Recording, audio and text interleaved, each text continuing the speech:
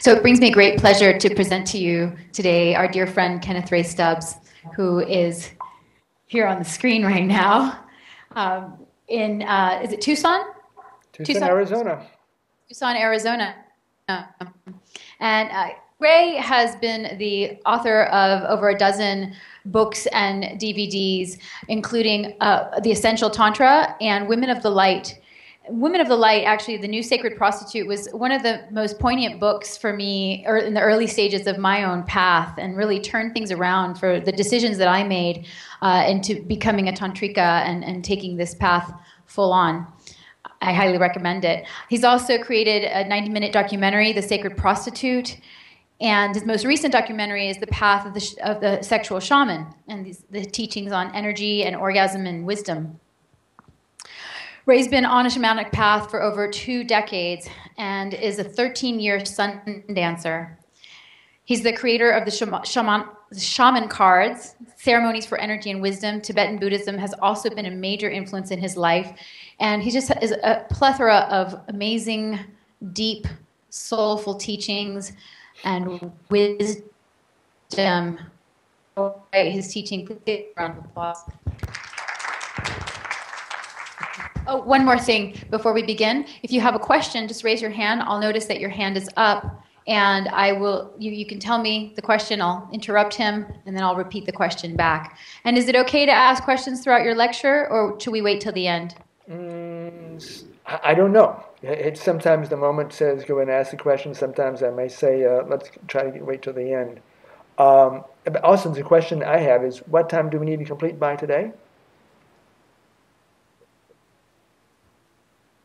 Okay, so that would make it 12:25. Okay, cool. Okay. I will try to keep to that. I'm too long-winded too often. Also, Ray, if you wouldn't mind, please, if you could try to speak slowly, because there is an echo in the room, and so that way we can really fully grasp everything you're saying. Okay, feel free to remind me again in the middle of my talking. It's totally fine because I have a lot to say and I want to speed up here. Okay. Okay. Thank you. Okay, great. So Nikki and I were talking about what I might present on, and I spontaneously said, how do we spell Tantra?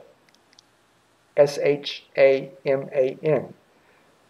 In 2002, I started to use the word sexual shaman in a lecture I happened to give. And after a while, I really started to focus on the term a great deal.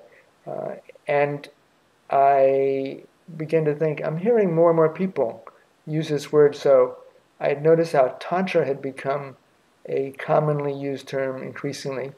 And I said, I bet in about 5 or 10 years, we're going to have more and more people using the word shaman or shamanic or shamanistic, shamanism in reference to what they're doing. And that has been my observation. So one, I want to give a little bit of a sort of a history of the use of this term and shamanic focuses within the field of sacred sexuality. I use the word sacred sexuality to be all-inclusive of such terms as Tantra, Taoist sexuality, spiritual sexuality. I sort of use the word Tantra and sacred sexuality interchangeably. So let me just do a brief history here. I really suspect that the real main beginning of introducing or using the concept or approaches of shaman, shamanic approaches, was with the Kwadoshka. And I called up Ina Laughingwinds, although she's changed her medicine name, and I don't remember people's names and they keep changing them, so I knew her as Ina Laughingwinds. And so she sort of filled me in some of the history here. 1981 was the first time that Holly Reagan Swiftier, Holly Swiftier Reagan that is, taught a class on Kwadoshka, Quodoushka. And she said that it didn't really go public. He just taught it to a few close students. Then he started to teach 1983, went much more public. And then they printed their first manual in 1984. And Swift here is he transited um, 6 months ago, perhaps. Um, and he was considered an elder in a certain lineage called the Twisted Hairs. And the other elders had directed him to start teaching these teachings about sexuality in relationship to spirituality and the shamanic approaches. So I think really the main beginnings of this whole shamanic approach within the field of human sexuality or sacred sexuality was really starting with Kwadoshka. And let's see, and then Amara Charles came out in, oh, I don't have the date here, just a few years ago with a book entitled The Sexual Practices of Kwadoshka, the Teachings of the Nagwal Tradition. Um, and so that is a book now on that topic. But I started to use the term sexual shaman in 2002.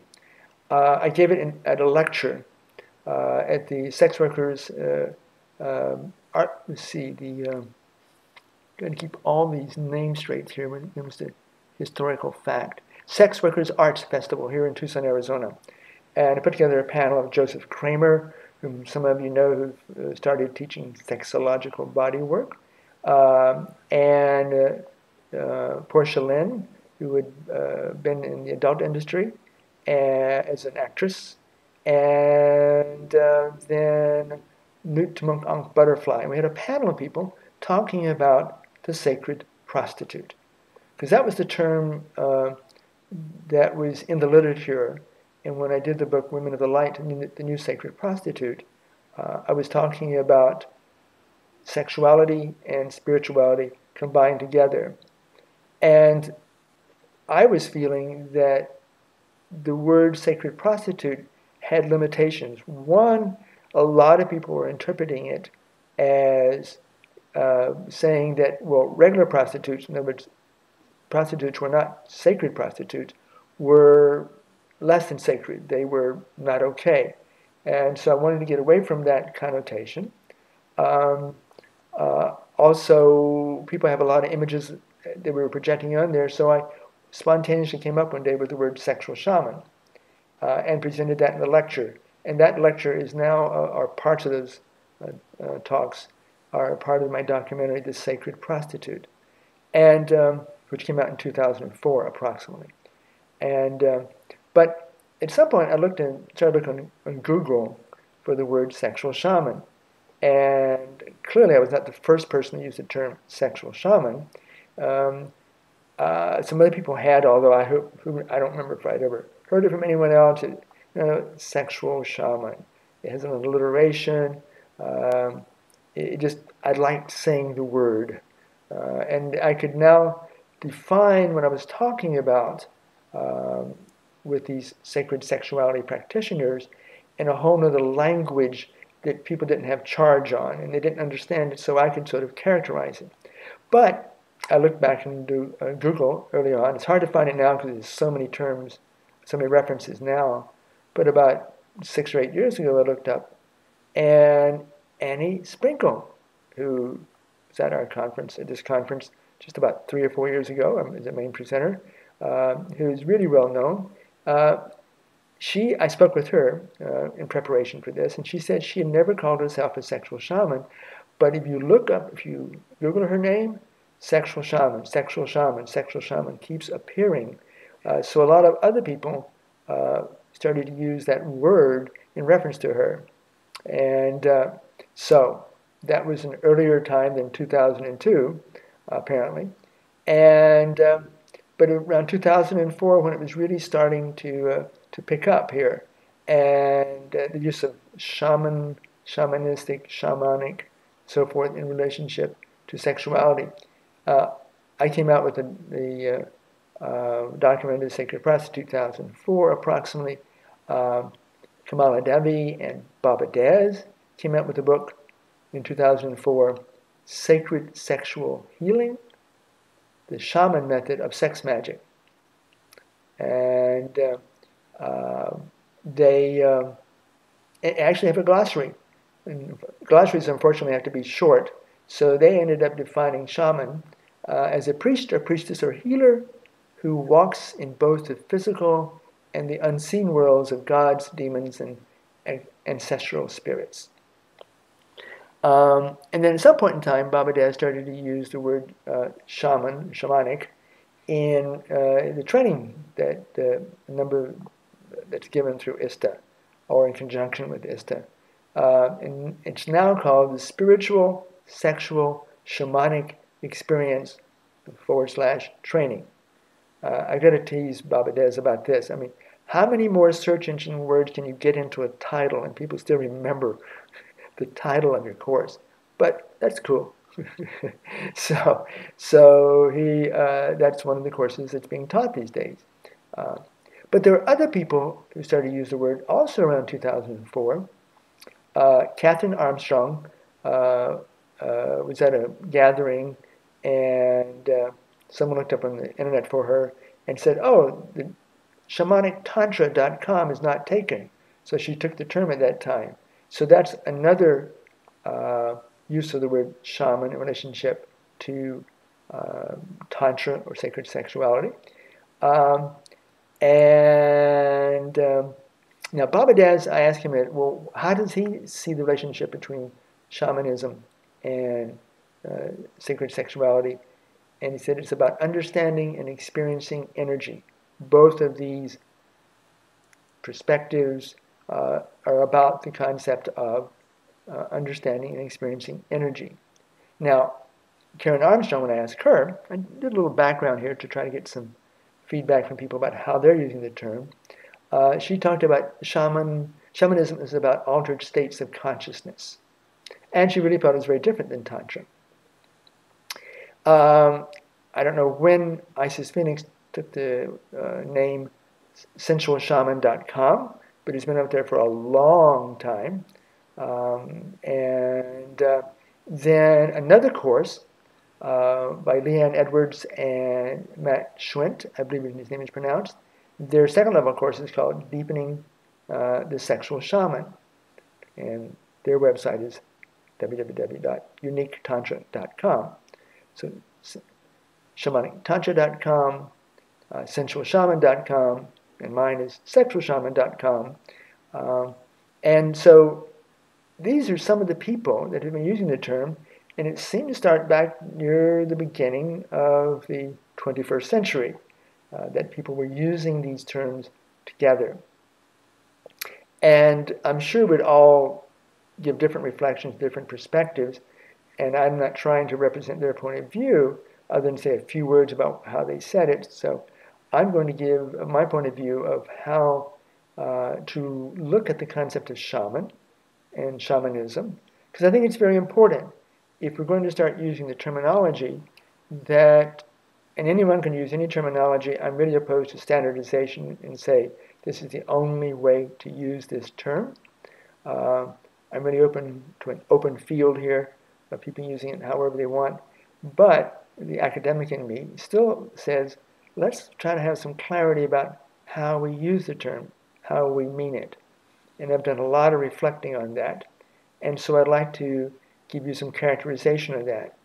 But before I do that, first I want to say that I apologize to anyone who may be publicly using the word shaman, shamanic, and I didn't include you because I don't know everyone, and some people have used the term, but not necessarily really formally. They may characterize in the description what they do as shaman. So feel free to use the term if you wish. But I apologize if I left out some people because I'm sure I did somewhere along the way. But these are ones that sort of pop in my mind that I've been noticing over the years here. Does anyone have any questions about any of that, or want to throw out quickly that there's somebody else who's been using the term, just so we can sort of acknowledge that I don't feel like I'm leaving people out.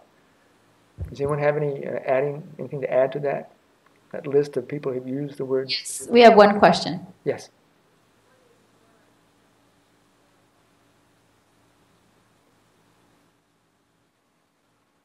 Ray, what is your definition or explanation of the word shaman? Cool. That's where I'm going right now. I just want to give people an opportunity to, in case I left and went out, I didn't want to offend anyone. So let's look at the term first, shamanism, and then look at the concept of shaman. And again, this is a perspective that I have. It's my own perspective. One of the really major books on shamanism came out in 1951. It's entitled Shamanism, Archaic Techniques of Ecstasy. Um, it was written by, I'm going to try to pronounce this person's name, Mircea Eliade, who is a Romanian in history of religion. This is a thick tome. I mean, if you want to really sit down and look at some perspective of how he was considering shamanism, and he had actually written this in other languages before 1951, but it came into English in 1951. And he, at one place in the book, defines shamanism as techniques of ecstasy. Techniques of ecstasy. Clearly, he states that is how he defines shamanism. Now, for those of us who've been around sacred sexuality field for a while, that's one of the main words that pops up again: ecstasy, ecstasy, ecstasy. And we're not referring to the synthetic drug, we're referring to a state of feeling, a state of being, a state of experience. Now, given my experience with Native American medicine people, I really, over time, felt that that definition, techniques of ecstasy, was way, way off. While my observation of different shamanic traditions, and fortunately now because of YouTube and documentaries, we're able to visit the Amazon, Mongolia, and I would actually highly, highly, highly recommend this particular documentary. It is entitled The Horse Boy. It's about an autistic child in Texas taken by his parents to Mongolia. And it is truly amazing how that child's behavior and number of factors changed as an autistic child. Changed by meeting first a group of shamans at the beginning of the documentary, and then a really kick-ass, powerful shaman at the end of the documentary, which really I think had far, far, far more impact than the shamans earlier in the documentary. That's in terms of my reading of energy. And so we have an opportunity to look at traditional people, traditional cultures, which we have more or less come to label as shamanic. And so we're able to view the world, but I first came to this perspective that techniques of ecstasy is way too limiting, particularly by being with a shaman, a Hopi shaman, which is about 8-9 hours north of where I live, and a local Tohono O'odham medicine person. And I wasn't seeing anything that looked like ecstasy, but I was feeling really important effects and held these two people in very high regard. But ecstasy, I didn't see that at all. And there are traditions of shamanism that could be described as that, but I think ecstasy, techniques of ecstasy, is way too much of a limiting point of view. And so, not finding satisfactory definitions of shamanism, I've come up with my own. I'd like to characterize those for you. Excuse me. I think of shamanism as a worldview. Some people really treat it as a religion, but basically at its core it's mainly a worldview with four main characteristics. The first one I would summarize as everything is interconnected. Everything is interconnected. Now that's common to many mystical traditions. There's nothing new specific to shamanism. But it's one of the essential aspects, I think, that to consider something to be shamanic or shamanism, that is sort of one of the underlying themes that I kept seeing crop up. Secondly, another characteristic in this worldview is a lot of emphasis on what we sometimes refer to as the four worlds: plant, animal, crystal, and human. And these are the four types of beings that incarnate into hard matter, dense matter. It's hard to perhaps think of crystals as that, but that is my reading, that most crystals have a live being expressing within that crystal. It's more obvious with plants and animals and humans. But the idea here is that there are beings and they're expressing themselves through an incarnated form called, in that case, a human being, for example. Now, one note I wanted to make here about that. It's not just focusing on the four worlds, but a perspective of coexisting. In our modern day contemporary society, animals and plants are basically subservient to us. And some people know about crystals and really celebrate them, but they're really considered pretty much subservient. Whereas if we look closely at many shamanic traditions, these other types of life forms are put on an equal footing. Now, we still may eat them to survive, but or use their milk or whatever. But the point is they are treated more likely as a co-partner in this existing on this planet. A third characteristic, the first one is everything's interconnected. The second one is a focus on the four worlds. And the third one is a focus on the four elements: earth, wind, water, fire, or similar names. This is very, very common. There are ceremonies. Now, the four elements can be in the form of actual fire, actual water, like baptism in Christianity. Um, um, it could be the actual, hard matter form, or fire, or water, or air. But it also could be from a perspective of energetic. And I'll be talking more about that in a little bit.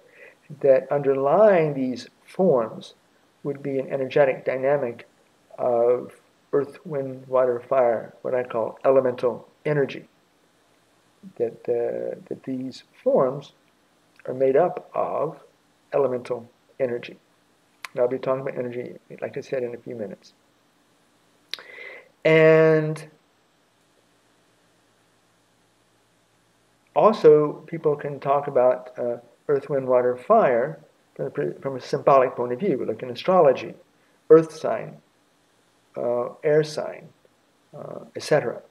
So either the actual dense matter or the intrinsic energy patterns, or the symbolism of earth, wind, water, fire is a common theme we keep finding through many different shamanic traditions, which is there extensively. And in the Western world, we don't think in those terms. We think in terms of atomics, the elements, and atomic physics and so forth, but language is very different. But shamanic traditions, often they put in some sort of wording around, like we might call earth, wind, water, fire. And some traditions add a fifth element in there too. And a fourth characterization, I think, of shamanism, I talk about the interactivity of all types of beings. Interactivity. Now, we often hear in shamanic traditions about the ancestors, the spirits, Great Spirit, for example. So that there are other types of beings that shamanic traditions often acknowledge and often intentionally include in their ceremonies. If you've ever done a sweat lodge in the Kudoshka tradition, before you go into the sweat lodge, the dance or the person who's running the sweat lodge is outside with a fan or a feather It was different ingredients on it and so forth. And she or he will like pat you on your head and your chest and your back and your abdomen. And then the very last thing they usually do, if I remember correctly, is they pat your feet. Say, hey, Taliloquay, come join us in the sweat lodge. The Taliloquay are a form of, they call fairy, devas, I call them nature beings. And they are invited into the sweat lodge. Now, we don't see them. They do not have dense matter. At least that's been my observation, my experience. My perception is not, I don't see them, but they're subtle energy forms. And they're invited in. Now, in our Christian tradition, for those of us who were raised in that, we have God and the angels and the devil, and that's pretty much it. So, shamanism sure often sees a much broader emphasis on the different types of beings. And the god in the mountain, the deity of the lake, the water sprites, etc., etc. And so shamanism usually has a broader perspective of relating to these other beings who often are unseen. And that's just the way life is. It's just inherent. Some traditions see them more as evil or interfering. Some traditions don't see them that way. So there's a wide variation of this. So for me to simply say techniques of ecstasy does not help me to really understand shamanism as a perspective or a tradition. I would rather use these four concepts, or these four characteristics. And you will find that, at least in the way a lot of people are using the term, Baba Dez talked about energy, Karen, Karen Armstrong was talking about the altered states of consciousness, and the people who do journeying, that tradition of core shamanism, they often talk about the helper spirits or some terminology like that. It's a very common part. The animal spirits, the animal guides, the spirit helpers, and that's just common language, common perspective. So different contemporary adaptations or evolutions of shamanism in the contemporary world, still employing often in one form or another some of these different concepts that I see in my characterization. So it helps me to see that shamanism is not only something that are done in small nomadic groups, but they can be done in larger societies. It's just the forms and the concepts and the emphasis can be very different in the contemporary world. If you watch The Horse Boy, the shaman at the inn was a shaman in a small nomadic group that were reindeer herders across northern Mongolia. And I don't know how many people were in that community, but it was a traveling community because you saw teepees, and they were about ready to leave and go down somewhere else, and that's why they had only a short time to help this autistic child do what in his situation. And I don't know, I'm guessing 50 to 100 people in that group. So in that situation like that, you have one or maybe a couple of people who are the shamans. The shaman is not only the physician and the psychiatrist and the marriage counselor and the minister, male or female form here, I'm just using language that we often use, who are involved in doing all these different things. But in the contemporary society, we have much more specialization of people in the different professional roles. So the way it looks in contemporary world can be appearing quite differently. Anyway, that's how I think of shamanism. But now let's look at shaman, because a lot of folks use the word shaman. A person who is in this shamanic role or does things that we might call a shaman. First of all, I want to say I highly recommend, if you want to understand a shaman or shamanism, do not read Carlos Castaneda. I repeat, do not read Carlos Castaneda. I think, well, for me and a lot of other people, he opened the doors to considering shaman and shamanism. I think that his rather quite fictional characterization is really misleading in terms of when I'm around Native American medicine people who are there living in the community. This person up in Hopi land, people come to his home night and day asking to have help, to facilitate some healing. He's not, he, at least what was revealed to me, he was never a formal teacher, but hanging around with him at different times, uh, he was not off tripping on datura plant and eating peyote. Now, different cultures do that, of course, but the point is that I think that the image of shaman is very misleading for the breadth and depth of traditional and/or contemporary shamans. So I want to characterize, from my perspective, what I think of as a shaman.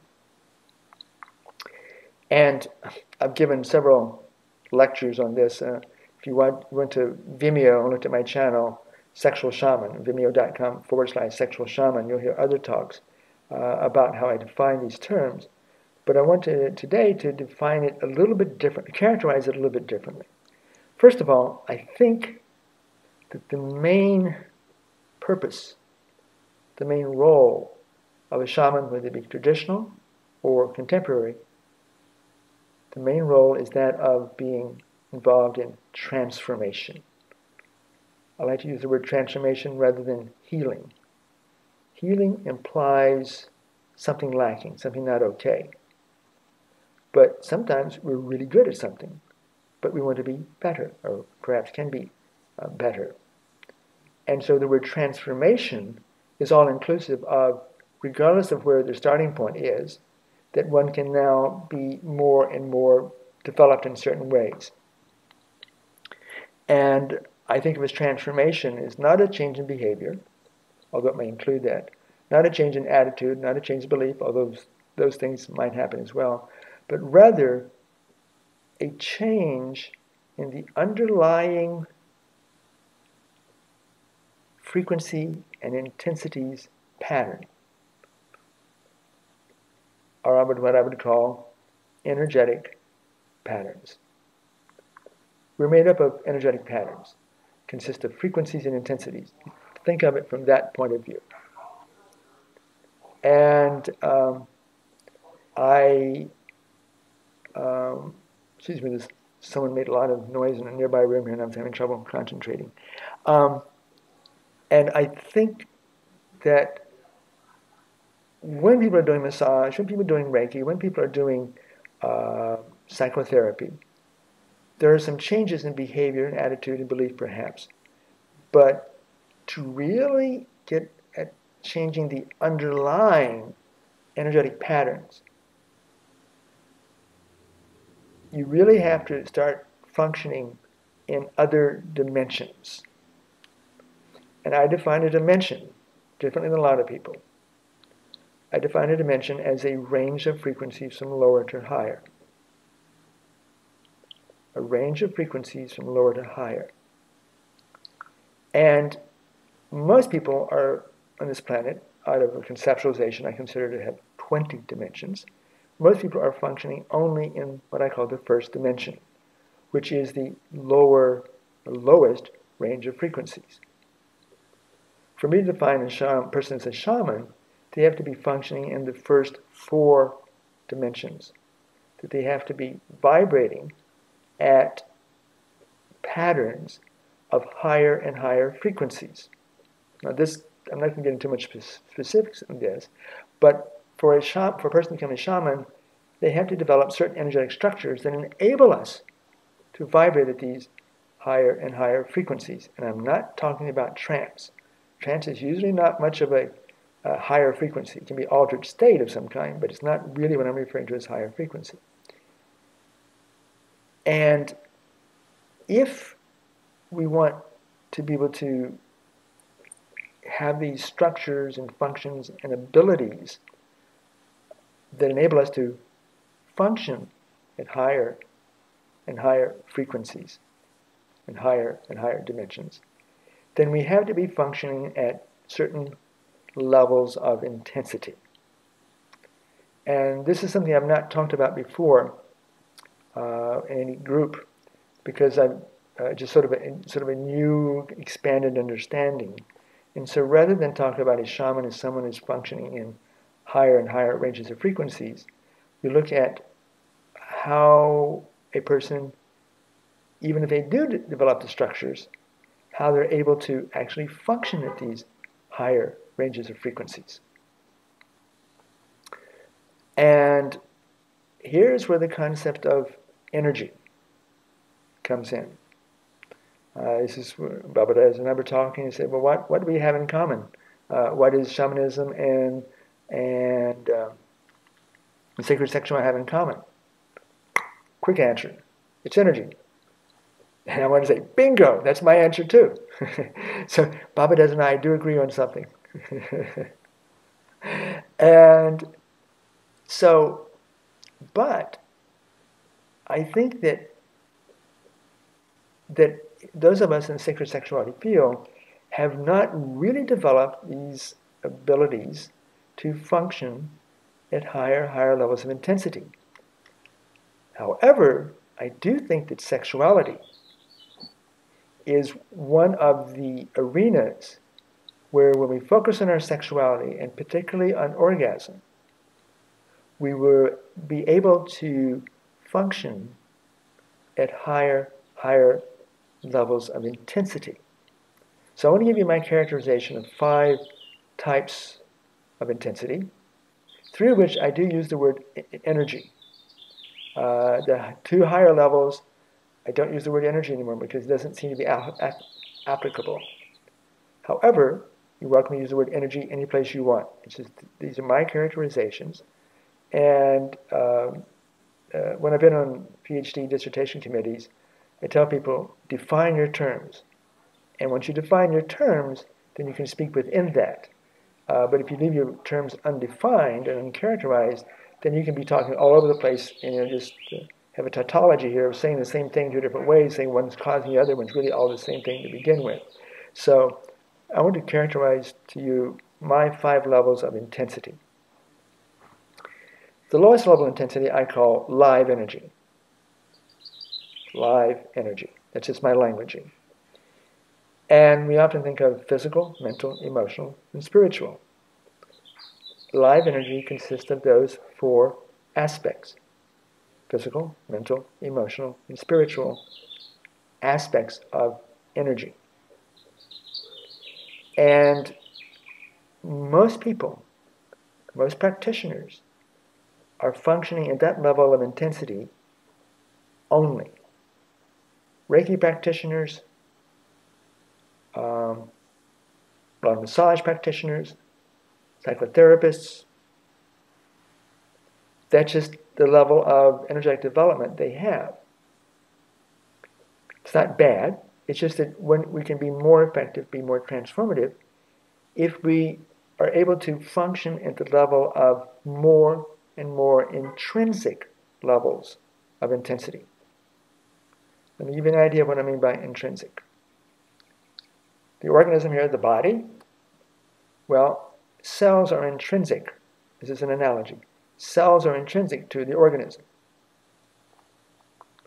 Intrinsic to the cells, you could say, are molecules. What's intrinsic to molecules? Atoms. That's an oversimplification, but the idea is intrinsic means that something is made up of something, consists of something. And basically, the guideline I've had perspective for shamans is that, my understanding of shamans that is that the deeper or higher, actually the more accurate way of saying it is the more intrinsic level of frequency we can function at, the more likely we're going to have more transformation. So most practitioners in the world are functioning only in the first dimension and functioning at the level of live energy. Now, if we step into a shamanic path, I've started to notice a number of people are starting to function at the next most intrinsic level, which I call elemental energy, earth, wind, water, fire. Now, earth, wind, water, fire is intrinsic to the live energy. So if what we're doing is at that level, we're able to more likely to have more transformation. And the way to do that is we develop certain energetic structures that usually only shamans develop to enable us to vibrate at these more intrinsic or higher levels of intensity. Now, we can also function at this level of intensity, elemental energy intensity, when we go into ceremonial space. When we go into ceremonial space. In other words, we don't have to be that developed to be what I would consider a shaman, but when we're doing a lot of what has been taught in Tantra, left eye gazing, breathing in unison, we sort of can begin to function in a limited way for a short period of time at this more intrinsic level of elemental energy.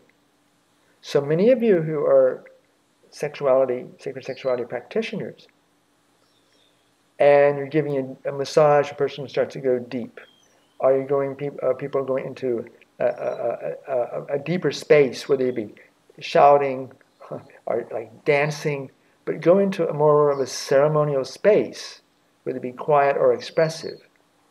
They have a tendency to start functioning in a limited way in this more intrinsic level of intensity that I call elemental energy.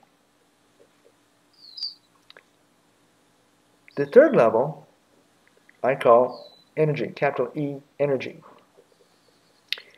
And for me to define someone as a shaman, basically, a person has to be functioning at this level of intensity. If we look at the concept of dimensions, which some of you maybe heard me talk about before, the fourth dimension, which is intrinsic to the third dimension, which is intrinsic to the second dimension, which is intrinsic to the first dimension. The fourth dimension I call energy. And that's where all energy, in terms of how I'm using the word, originates. And the reason, a shaman is someone who's developed the energetic structures that enables him or her to function at that level of intensity 24/7. 24/7. But for those of us who are not shamans, we can access this level. And in the field of sexuality, we access it a lot. It's called orgasm. When we have an orgasm, whether it be a genital type ejaculatory or non-ejaculatory type orgasm, or if we have what people talk about, the energetic orgasms, or the fire breath orgasm, or any other number of words that might be used, that can occur in conjunction with having sex, or can occur while not having sex or sexual arousal. It can happen quite spontaneously. And I just hope you're not driving when that happens. It once happened to me when I was riding, thank goodness, where this explosion came out of nowhere. It wasn't totally out of nowhere. There's a context that might have been responsible or a factor in it. But it was no erotic, no sexual feelings, nothing like sexual activity. It was riding down the freeway. I just asked a Tibetan Lama 30 minutes earlier to consider me as a student. And I left, and about 30 or 45 minutes later, kaboom! I thought maybe I was going to have a heart attack, or I was going to have a stroke. And I came back from this explosion in my chest and head, and I started breathing. Okay, I can breathe okay. I can move. I'm quadriplegic, but I could do whatever I could do before. There's no pain. There's no discomfort. Uh, Now, if I'd been driving, I don't think I would have survived that one because I was out. How long, I don't know. Uh, and it felt quite good, although it was scary to sort of driving down a freeway and this explosion coming on out of nowhere, seemingly.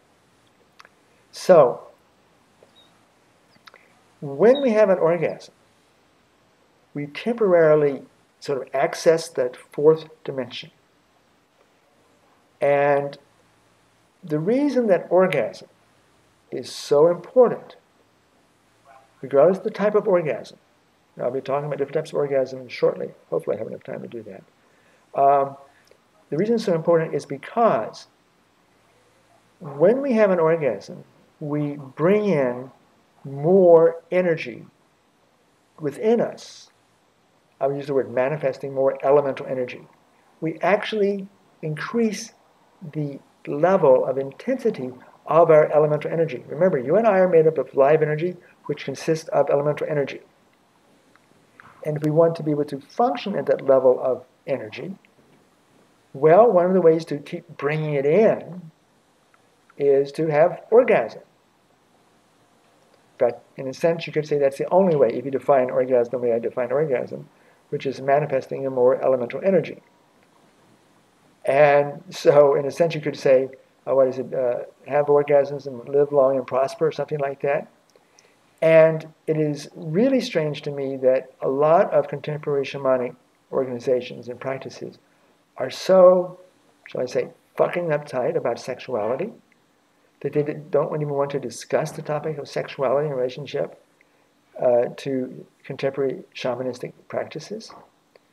And not all. I mean, Kwadowski is very different regarding that, but core shamanism is very uptight, appears to be very uptight about sexuality and orgasm. For those of us in this field of sacred sexuality, whether we teach people to have energetic orgasms or be more genitally orgasmic, the way Masters and Johnson talked about orgasm from a physiological point of view, if we shift an energetic point of view and we support ourselves and other people in having orgasms more easily, then what we're doing, we are bringing in more of this elemental energy.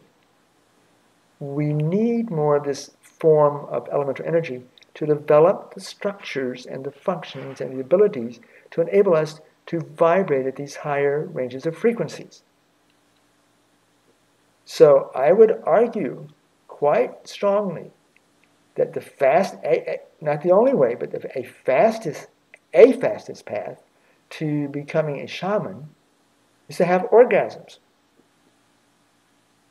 That's oversimplification, but that's, and so I want to say that when you're with clients and you're teaching them to breathe and go into deep altered states and maybe have an orgasm, whatever kind, you are actually, in some ways, facilitating them getting closer and closer to functioning as a shaman. There's a long ways there for the average person, but there's a very, very strong link up between orgasm and shamanic development. Developing the structures, functions, and abilities enable us to vibrate at higher ranges of frequencies. Would enable us then to have more orgasmic experiences to the point, and I'll be talking about this momentarily, hopefully, I might not be able to because of the time, to the point where we're able to we're able to have orgasm as a constant state, but it doesn't feel like ecstasy like that. If you walk around that way all the time. Ray, did you want to take any questions before we wrap up? I really got to finish this information, and it may not. So let me try to finish that part up, and then go to the last part, and then. Yeah. So anyway, so there we are. We have the first two levels of intensity: live energy, elemental energy, and energy. A fourth level would be what I call frequency intensity, and a fifth level I would call essence. most shamans are functioning at the energy level. And not until we get to people like the Tibetan, the Dalai Lama and the Karmapa do we find people functioning at that fourth level of intensity. So, okay, so for the last 5 minutes, so anyway, I would love to say more, but I'm always long-winded. So those are some perspectives. Anyone have any questions? I'll try to answer quickly, or at least share my reflection on it. Thank you, Triambika, reminding me of the time. Sure. Questions? Observations? Yes. Is it illegal to have an orgasm while driving a car in Arizona? Probably not. Although if a highway patrol were to be right beside you and it looked like you're having oral sex, giving oral sex to the driver, you might be pulled over for reckless driving or whatever it's called. Fortunately, I was riding and not driving because I totally lost all sort of what we call consciousness. Thank you. The question was, is it, oh, you already answered Can you the say question. more about the essence, the fifth level? Essence. That is new to me in the last 2 to 3 months. But this is the place at which, I don't know if this is the most intrinsic, this is the most intrinsic level that I know of. What I consider to be existence has to be made up of frequencies and intensities, or at least just frequencies.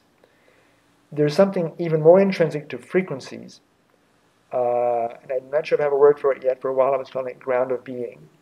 And essence is a term, seems to be the best term right now, although I can't say I really can characterize it. But apparently when we're able to function at that level of intensity, there is more likely to be more transformation occurring within ourselves. And I want to point out that we don't transform other people. We support other people in their transformation, because when we become one with them energetically, which is what I consider to be the main way shamans do what they do, that is to say, we start to vibrate at the same frequency and intensity patterns as the other person. We become one energetically. When that happens,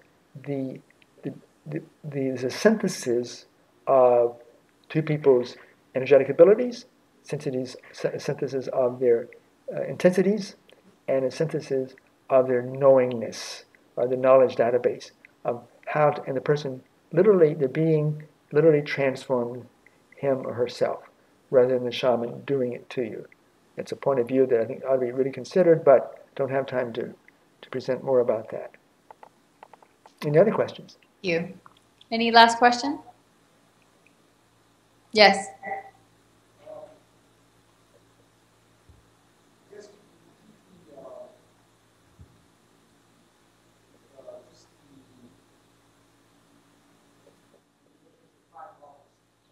Could you repeat the 5 levels once again, please? Sure. Most people are at what I call live energy: physical, mental, emotional, spiritual.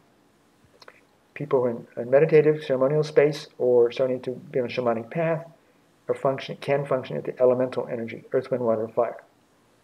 The third level I call energy, which is what is in what I consider the fourth dimension, and this is just like pure energy. The fourth level I would call frequency and intensities. The fifth of the 20th dimensions consist of frequencies. All frequencies originate there. And there's an inherent intensity in the vibration of the frequency, but it's different than what is added on in the fourth dimension of energy. Then the fifth level I call essence, which is like intrinsic to vibration. And it's still a little bit mystical to me about that, but that seems to be, and it's very hard to, I haven't found people who are doing that are alive. The Dalai Lama and the Karmapa, when I read the energies, they've done it in previous incarnations, but they're not there in this incarnation. So I'm still looking for shamans and Tibetan lamas, whomever, vibrating. I want to go meet that person to learn from them. So 5 levels, uh, live energy. Second is elemental energy. Third is energy, capital E energy. Fourth is frequency intensities, or frequencies, intensities. And the fifth I call essence. Okay, well, we're pretty much at time. Are you telling me that there's... Well, I wanted to... Is there another question?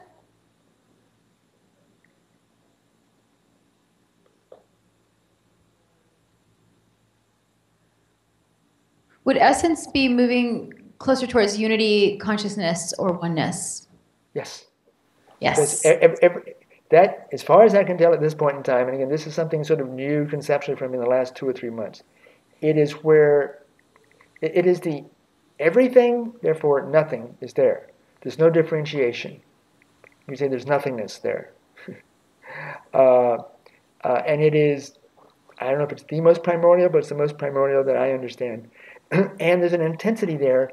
When we're able to function at that level, there's far, far, far more intensity that we're able to function with. And so, to facilitate more and more transformation within ourselves and support others, the deeper, the more intrinsic level of intensity we're able to function at, the more likely we're going to facilitate transformation. Beautiful. Yeah. Thank you, Ray. Is there anything that you would like to add as far as how people can contact you or find out more information? Thank you. Yeah. Well, the best way to reach me is sexualshaman.com. I will post this, and I've recorded this also. As far as I know, it'll come out okay, and I'll be posting it on my Vimeo page, so to speak, vimeo.com/sexualshaman. And thank you all very much. Being quadriplegic and a couple other factors here, it was really, really, really challenging for me to get over to San Diego, although I love San Diego. And so I appreciate everyone listening via Skype to my talk, and I wish you well. Let's see, what is it? Live long, orgasm, live long, and prosper, something like that. Yay. Thank you very much. Thank you, Ray.